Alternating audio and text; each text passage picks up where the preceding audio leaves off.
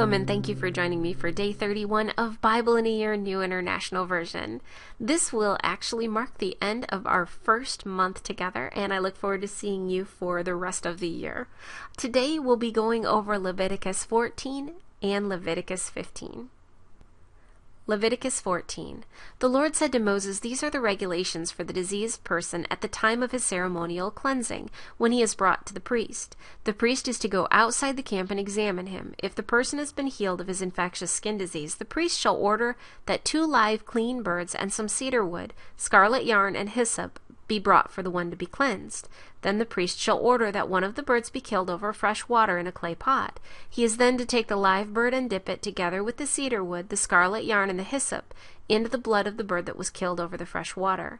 7 times he shall sprinkle the one to be cleansed of the infectious disease and pronounce him clean.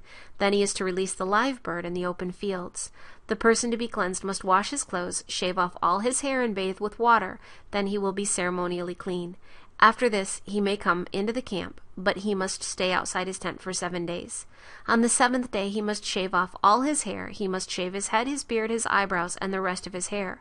He must wash his clothes and bathe himself with water, and he will be clean. On the 8th day he must bring 2 male lambs and 1 ewe lamb a year old, with each without defect, along with 3/10 of an ephah of fine flour mixed with oil for a grain offering, and 1 log of oil. The priest who pronounces him clean shall present both the one to be cleansed and his offerings before the Lord at the entrance to the tent of meeting. Then the priest is to take one of the male lambs and offer it as a guilt offering, along with the log of oil. He shall wave them before the Lord as a wave offering. He is to slaughter the lamb in the holy place where the sin offering and the burnt offering are slaughtered. Like the sin offering, the guilt offering belongs to the priest. It is most holy. The priest is to take some of the blood of the guilt offering and put it on the lobe of the right ear of the one to be cleansed, on the thumb of his right hand, and on the big toe of his right foot. The priest shall then take some of the log of oil, pour it in the palm of his own left hand, dip his right forefinger into the oil in his palm, and with his finger sprinkle some of it before the Lord 7 times. The priest is to put some of the oil remaining in his palm on the lobe of the right ear of the one to be cleansed, on the thumb of the right hand, and on the big toe of his right foot, on top of the blood of the guilt offering. The rest of the oil in his palm the priest shall put on the head of the one to be cleansed and make atonement for him before the Lord. Then the priest is to sacrifice the sin offering and make atonement for the one to be cleansed from his uncleanness. After that the priest shall slaughter the burnt offering and offer it to the altar, together with the grain offering, and make atonement for him, and he will be clean. If, however, he is poor and cannot afford these, he must take 1 male lamb as a guilt offering to be waved to make atonement for him, together with 1/10 of an ephah of fine flour mixed with oil for a grain offering, a log of oil, and 2 doves or 2 young pigeons, which he can afford, 1 for a sin offering and the other for a burnt offering. On the 8th day he must bring them for his cleansing to the priest at the entrance to the tent of meeting before the Lord. The priest is to take the lamb for the guilt offering, together with the log of oil, and wave them before the Lord as a wave offering. He shall slaughter the lamb for the guilt offering, and take some of its blood, and put it on the lobe of the right ear of the one to be cleansed, on the thumb of his right hand, and on the big toe of his right foot.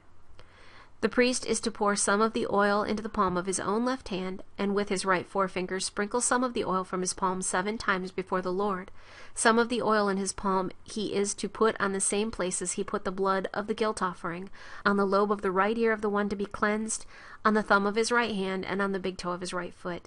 The rest of the oil in his palm the priest shall put on the head of the one to be cleansed, to make atonement for him before the Lord. Then he shall sacrifice the doves or the young pigeons, which the person can afford, one as a sin offering and the other as a burnt offering, together with the grain offering. In this way the priest will make atonement before the Lord on behalf of the one to be cleansed. These are the regulations for anyone who has an infectious skin disease and who cannot afford the regular offerings for his cleansing. The Lord said to Moses and Aaron, "When you enter the land of Canaan, which I am giving you as your possession, and I put a spreading mildew in a house of that land, the owner of the house must go and tell the priest, 'I have seen something that looks like mildew in my house.' The priest is to order the house to be emptied before he goes in to examine the mildew, so that nothing in the house will be pronounced unclean.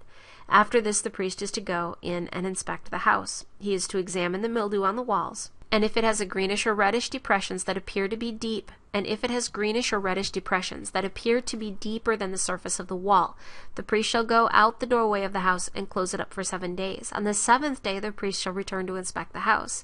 If the mildew has spread on the walls, he is to order that the contaminated stones be torn out and thrown into an unclean place outside the town. He must have all the inside walls of the house scraped, and the material that is scraped off dumped into an unclean place outside the town. Then they are to take other stones to replace these, and take new clay and plaster the house. If the mildew reappears in the house after the stones have been torn out and the house scraped and plastered, the priest is to go and examine it, and if the mildew has spread in the house, it is a destructive mildew, the house is unclean. It must be torn down, its stones, timbers, and all the plaster, and taken out of town to an unclean place. Anyone who goes into the house while it is closed up will be unclean till evening. Anyone who sleeps or eats in the house must wash his clothes, but if the priest comes to examine it and the mildew has not spread after the house has been plastered, he shall pronounce the house clean, because the mildew is gone. To purify the house he is to take 2 birds and some cedar wood, scarlet yarn, and hyssop. He shall kill one of the birds over fresh water in a clay pot. Then he is to take the cedar wood, the hyssop, the scarlet yarn, and the live bird, dip them into the blood of the dead bird and the fresh water, and sprinkle the house 7 times. He shall purify the house with the bird's blood, the fresh water, the live bird, the cedar wood, the hyssop, and the scarlet yarn.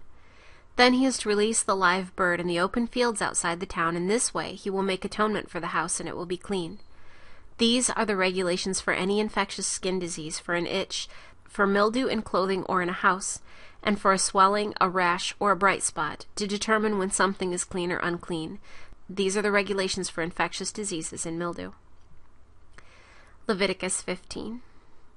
The Lord said to Moses and Aaron, Speak to the Israelites and say to them, When any man has a bodily discharge, the discharge is unclean.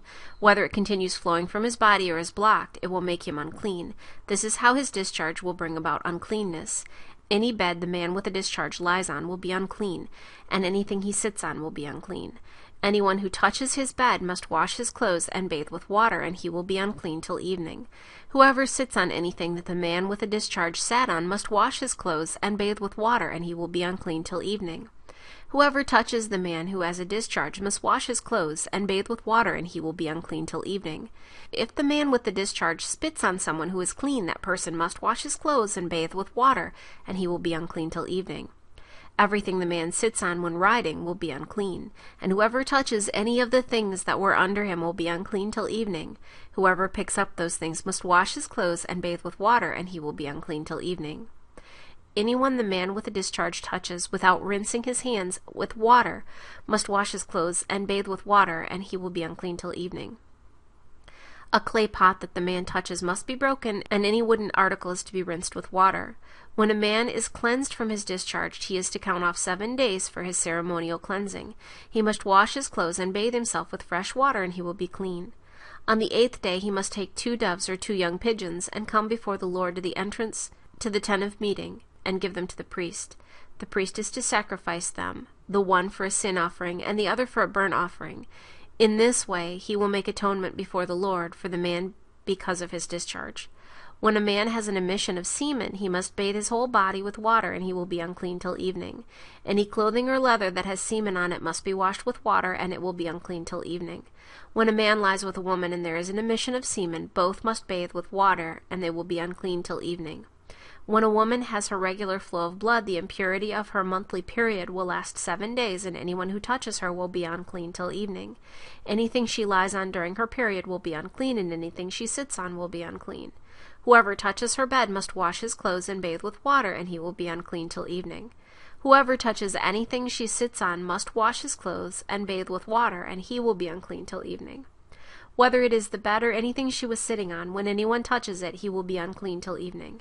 If a man lies with her, and her monthly flow touches him, he will be unclean for 7 days. Any bed he lies on will be unclean. When a woman has a discharge of blood for many days at a time, other than her monthly period, or has a discharge that continues beyond her period, she will be unclean, as long as she has the discharge, just as in the days of her period. Any bed she lies on while her discharge continues will be unclean. as is her bed during her monthly period, and anything she sits on will be unclean as during her period. Whoever touches them will be unclean. He must wash his clothes and bathe with water, and he will be unclean till evening. When she is cleansed from her discharge, she must count off 7 days, and after that she will be ceremonially clean. On the 8th day she must take 2 doves or 2 young pigeons and bring them to the priest at the entrance to the tent of meeting. The priest is to sacrifice one for a sin offering and the other for a burnt offering. In this way he will make atonement for her before the Lord for the uncleanness of her discharge. You must keep the Israelites separate from things that make them unclean, so they will not die in their uncleanness for defiling my dwelling place which is among them. These are the regulations for a man with a discharge, for anyone made unclean by an emission of semen, for a woman in her monthly period, for a man or a woman with discharge, and for a man who lies with a woman who is ceremonially unclean. Thank you for joining me for Day 31 of Bible in a Year, New International Version. This is the hallmark of our first month together, so thank you for joining me for that, and I look forward to seeing you tomorrow for Day 32 and many more milestones together.